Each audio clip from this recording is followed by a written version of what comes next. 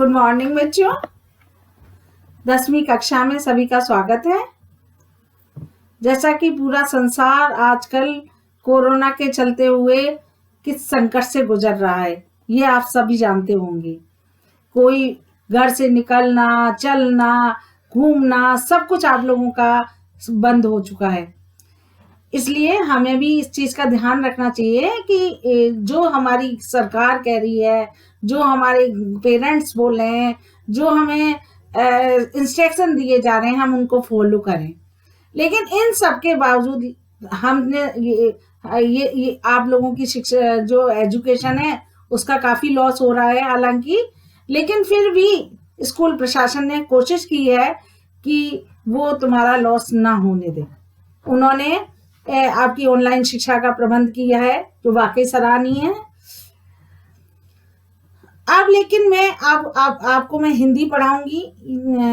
हिंदी पढ़ाने के लिए किस किस बुक, आपकी कौन कौन सी बुक लगी हुई है 10th क्लास में, वो डिस्कस करना चाहूंगी। तो सबसे पहले बताऊंगी कि आपकी क्षितिज भाग 2 आपकी, तथा कृतिका भाग 2।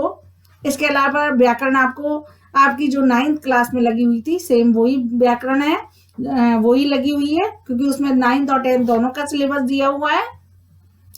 अब मैं आपसे इसके बाद PT1 का सिलेबस डिस्कस करूंगी पढ़ाने से पहले, क्यों आपको पता चल जाए कि आपको कहाँ तक और किस तरीके से मेहनत करनी में हुए है।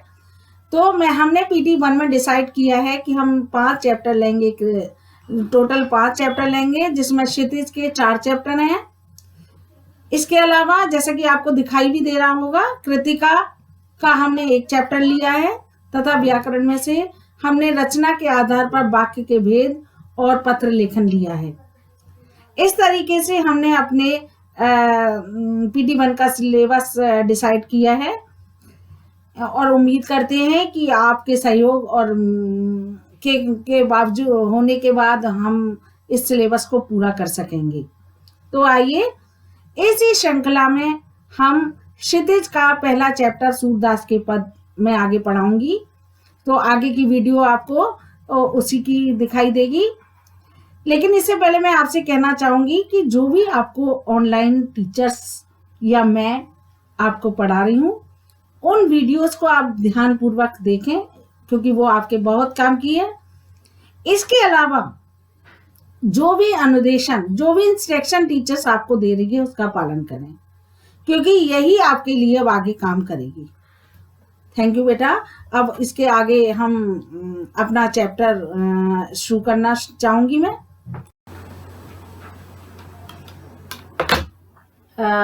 इसके आपका जो क्षितिज का चैप्टर 1 में स्टार्ट करने जा रही हूँ, सूरदास के पास। सूरदास जी इसके राइटर हैं। सूरदास जी का भ्रमर गीत का छोटा सा अंश इसमें लिया गया है। तो गोपियां क्या होती हैं, जब एक बार श्री कृष्ण मथुरा चले गए, सबको पता है, तो मथुरा चले गए तो गोपियां श्री कृष्ण गोपियों की बहुत याद करते थे।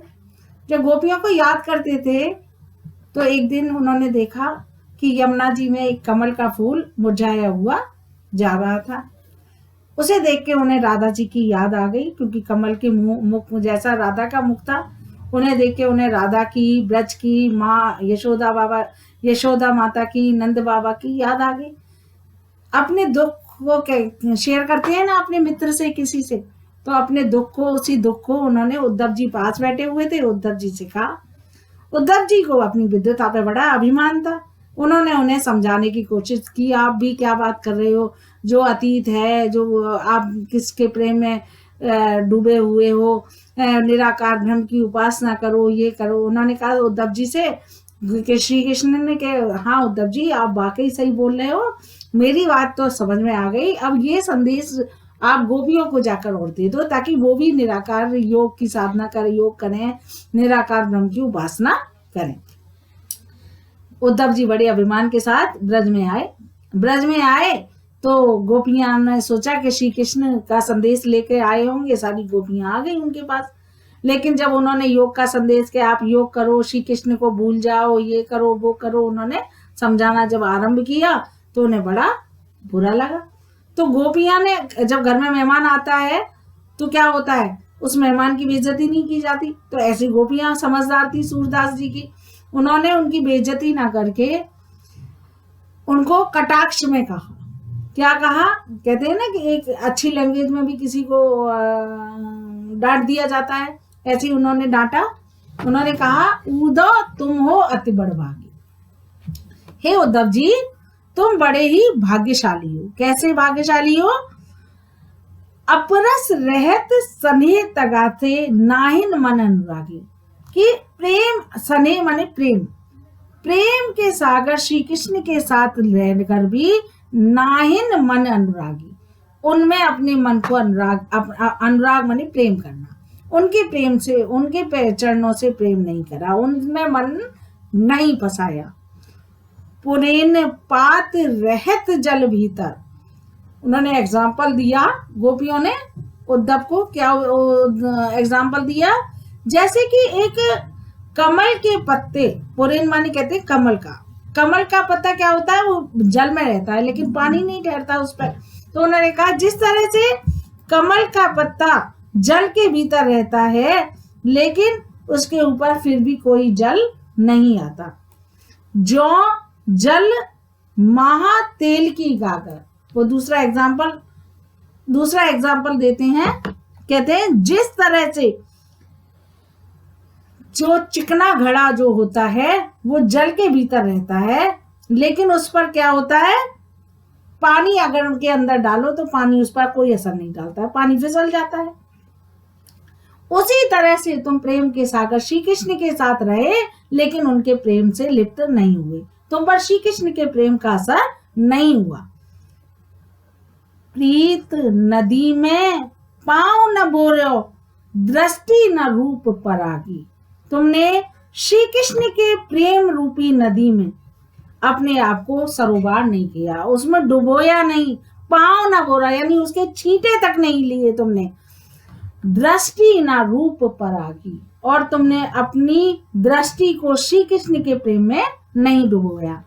सूरदास अबला हम बोली। हे सूरदास जी कहते हैं, गोपियां उद्धव को व्यंग बाण में कहती हैं कि हे उद्धव जी, हम तो भोली वाली स्त्री हैं और लेकिन श्री कृष्ण के प्रेम में ऐसे लिपटी हुई हैं, श्री कृष्ण के प्रेम में ऐसी लिप्त है जो गुड़ चाटी जो पागी। जैसे गुड़ के अंदर चींटियां लिपट जाती हैं, चींटे लिपटे रहते हैं और उन्हें अलग नहीं किया जाता है, उसी तरह से हम श्री कृष्ण से अलग नहीं रह सकते। आगे कहती हैं, मन की मन ही माच रही। हे उद्धव जी, जो श्री कृष्ण के लौटने की बहुत सारी बात हम श्री कृष्ण से करते थे, लेकिन अब वो जो बात है, क्योंकि उन्होंने जब योग का संदेश भेजा है तो उनसे हमारी अब कोई बात कहने की हिम्मत ही नहीं हो रही। वो कहते हैं हमारे मन में बहुत सारे विचार थे, वो हमारे माज माने बीच में मन के अंदर ही रह गए। कछ कहिए जाए कौन पे उधो, नाही परत कही। हे उद्धव जी, उनसे जाकर अब किससे जाकर अपनी मन की व्यथा को, अपने मन के कष्ट को कहें। अवध असार आस रावण की। अवधि कहते हैं समय सीमा। श्री कृष्ण के लौटने की जो समय सीमा निर्धारित थी उसके कारण हम क्या कर रहे थे? तन मन व्यथा सही, अपने तन शारीरिक और मानसिक जो व्यथा माने कष्ट, शारीरिक और मानसिक कष्ट को हमने सहन किया। अब इन जोग संदेशन सुन, लेकिन अब जो योग के संदेशों के द्वारा जो श्री कृष्ण ने योग के संदेश दिए हैं, सुन विरहन विरह वही, उसके कारण जो हमारे विरह की अग्नि है वो क्या है? वो और आगे बढ़ने लगी। यानी हमारी जो विरह, श्री कृष्ण के विरह की जो आग थी वो कम होने की बजाय बढ़ गई। चाहत होती गुहार जितई से, जिस ओर से हम मदद कर चाहते थे उसी ओर से उड़ते धाग गई। ये जहां से हमें मदद मिलती थी वहीं से ये हमें कष्ट मिल रहे हैं। जो अत्याचार की भीख हम श्री कृष्ण से मांगते थे, आज उन्हीं के द्वारा हमारे ऊपर अत्याचार किया जा रहा है। सूरदास अब धीर धरई क्यों, मर जादा न लही। गोपियां कहती हैं, हे उद्धव जी, हम अब धैर्य, धीर माने धैर्य, हम धैर्य धारण क्यों करें जब उन्होंने ही मर्यादा का, यानी श्री कृष्ण, उन्होंने किसने, श्री कृष्ण ने ही अपनी मर्यादा का पालन नहीं किया, तो हम क्यों धैर्य धारण करें। यानी मर्यादा से मतलब है प्रेम का उत्तर प्रेम से और लड़ाई का प्रत्युत्तर लड़ाई से दिया जाता है। तो हम श्री कृष्ण से प्रेम करते थे, जब उन्होंने प्रेम की मर्यादा का पालन नहीं किया तो हम क्यों अपनी मर्यादा का पालन करें। इसलिए हम भी श्री कृष्ण के प्राण को नहीं अलग हो सकते हैं।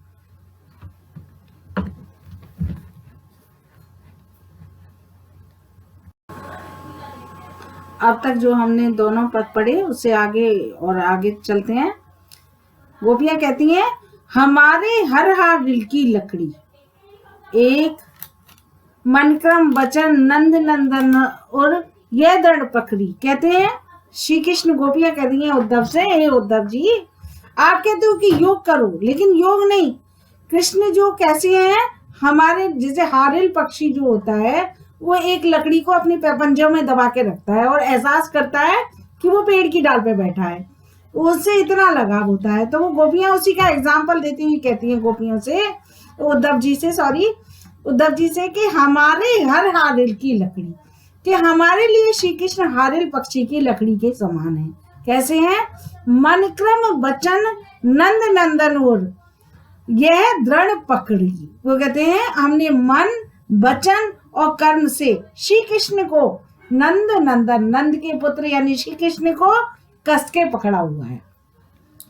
जागत सोबत स्वप्न दिवस निज, जागते हुए सोते हुए रात दिन, दिवस माने रात, दिन और निश माने रात, रात दिन हम क्या करते हैं, कान कान जकरी, जकरी माने पुकारते हैं, कृष्ण कृष्ण पुकारते रहते हैं। सुनत जोग लागत है सो, जो करहु ककरी। और आपका जो योग का संदेश है, जो योग करने के लिए निराकार ब्रह्म की उपासना है, वो हमें कैसे लग रही है, कैसे लगती है, जैसे जो करो ही ककड़ी, जैसे हम ककड़ी को मुंह में खा लेते हैं और मुंह खराब हो जाता है, ऐसे ही तुम्हारे जो योग के संदेश हैं वो हमें अच्छे नहीं लग रहे। तू सू तो व्याध हमको ले आए, देखो सुनी न करी। हे उद्धव जी, आप तो व्याधि कहते हैं रोग को, आप ऐसा रोग हमारे लिए ले आए हैं, योग का ऐसा रोग ले आए हैं जो हमने कभी देखा है ना सुना है, ना इसके बारे में हमें कुछ पता है जिससे इसका उपचार कर ले, और ना ही हमने कभी महसूस किया है। यह तो सूर्य नहीं ले सौंपो, हे सूरदास जी की कहते हैं, गोपियां कहती हैं, हे उद्धव जी, ये तो उन्हीं के लिए शोभित होता है जिनका मन चक्री, जिनका मन चलायमान रहता है, जो एक ईश्वर को छोड़कर दूसरे ईश्वर की तरफ जाते हैं, एक भगवान को मानते हुए दूसरे भगवान की आराधना करने लगते हैं। ये चीज तो उन्हीं के लिए, ऐसे निराकार ब्रह्म को तो उन्हीं के लिए शोभा देता है। हम तो पहले से ही श्री कृष्ण की आराधना करते हैं, हम उन्हें नहीं छोड़ सकते। आगे चलिए, हरे है राजनीत चढ़ आए। अब गोपियां एक और उल्हाना देती हैं उद्धव जी से, कहती हैं ऐसा लगता है कि राजनीति, अगर आप कहते हो कि आपके उपदेश नहीं है, श्री कृष्ण ने आपको ये उपदेश संदेश लेकर भेजा है, तो हमें ऐसा लगता है कि जो कृष्ण है वो राजनीति शास्त्र, कृष्ण ने राजनीति शास्त्र पढ़ लिया है। समझो पात कहत मद करके समाचार समाए, इसलिए उन्होंने जब पढ़ लिख जाते हैं तो विद्वता आ जाती है ना, ज्ञान बढ़ जाता है। तो जब उन्हें ज्ञान बढ़ गया तो वो उन्होंने समझा बुझाकर तुम्हें उद्धव को हमारे पास संदेश लेकर भेजा है।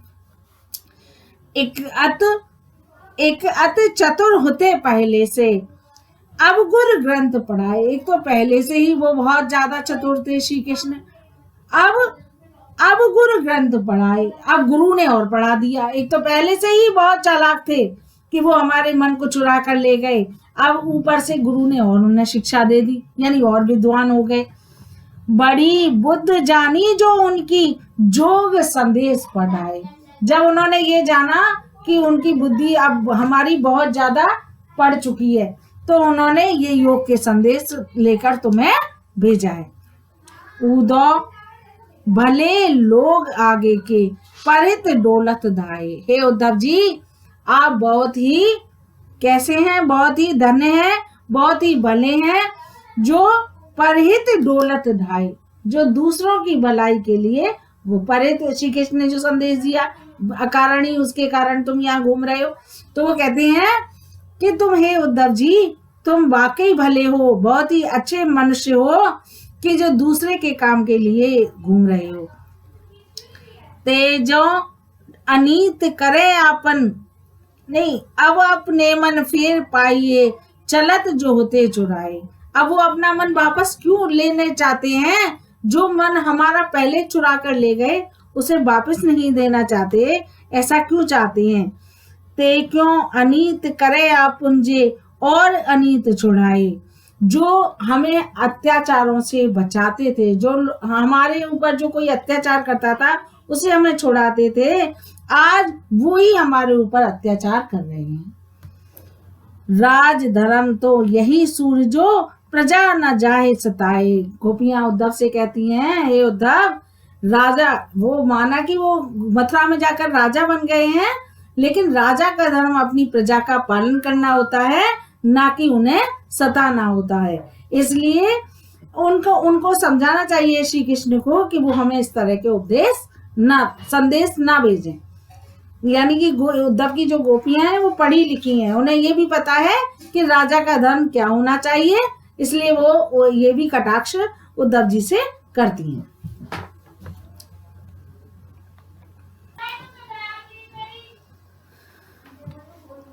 अब आपको ये पद पढ़ेंगे, आप घर में बैठ के इस तरह का डिस्टेंस बना के रखेंगे और घर में बैठ के अपने पदों को पढ़ेंगे, और इनके साथ जो क्वेश्चन आंसर्स दिए हुए हैं उन क्वेश्चन आंसर्स को अपनी कॉपी में करेंगे, जिससे आपको याद करने में सहूलियत रहेगी। और इस चीज़ का ध्यान रखेंगे कि बराबर टीचर्स जो भी आपको इंस्ट्रक्शन दे रही है, मैं एक बार फिर दोबारा यही रिपीट करूंगी कि जो टीचर्स इंस्ट्रक्शन दे रही है वो आपके बहुत काम के हैं, बहुत बेनिफिशियल है, इसलिए उन सब का बहुत ही ध्यान रखेंगे और बहुत ध्यान से पढ़ेंगे।